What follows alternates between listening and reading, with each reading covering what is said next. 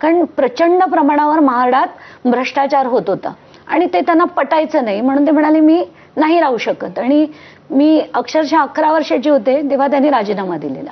नाही, पण आता असं आहे की म्हणजे तुम्ही ज्यांच्याबद्दलची ज्यांच्या भ्रष्टाचाराची प्रकरणं काढलीत आणि पुढेही काढत राहाल, तर एकाच वेळेला म्हणजे आजही मी बघतो की वर्तमानपत्रांमधून किंवा चॅनल्सवरून म्हणजे असे फार अपवादन असतील की जे तुमच्या बरोबर तुम्हाला समजून घेतायत किंवा याला सपोर्ट करतायत.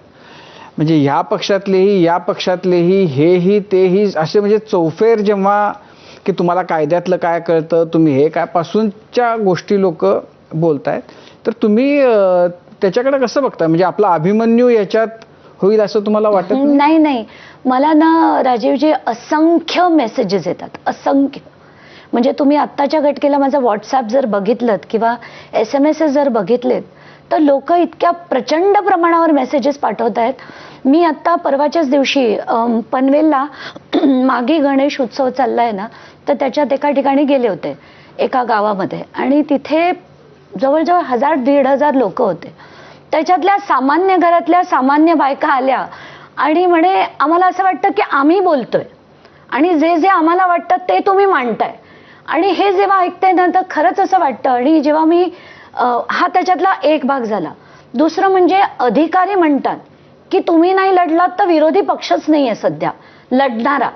आणि तिसरं म्हणजे मला जेव्हा जजेस कडनं, म्हणजे मी जी आता हे म्हटलं की मी 16 वेळा औरंगाबादला गेले आणि ती जी केस मी इन पर्सन फाईट केली औरंगाबाद बेंचच्या हायकोर्ट, म्हणजे औरंगाबाद बेंच पुढे, तिथे जेव्हा ऑर्डरमध्ये आपल्याला मिळतं की if a activist of her stature is harassed it is a sad day for democracy, असं ऑर्डरमध्ये येतं ना तेव्हा बरं वाटतं. आणि सेशन्स कोर्टच्या आणि 2 लोकल कोर्टच्या जजेसनी मला सांगितलं, ताई ज्या दिवशी आम्ही रिटायर होऊ आम्ही तुमच्याबरोबर येऊ लढायला.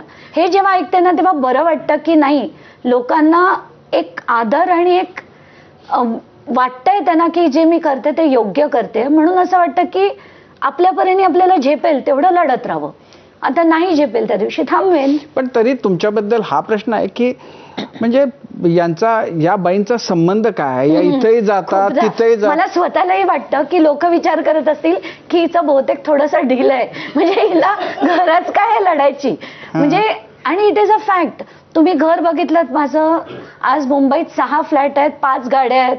नवरा जो MD आहे JM फायनान्शियल मोठ्या कंपनीचा, कोट्यावधी. म्हणजे जसं मी स्पष्टपणे आता त्या सूरज चव्हाणच्या इश्यू नंतर मी ITR कॉपीज दाखवली की 2 कोटी रुपये तर मी कर भरते.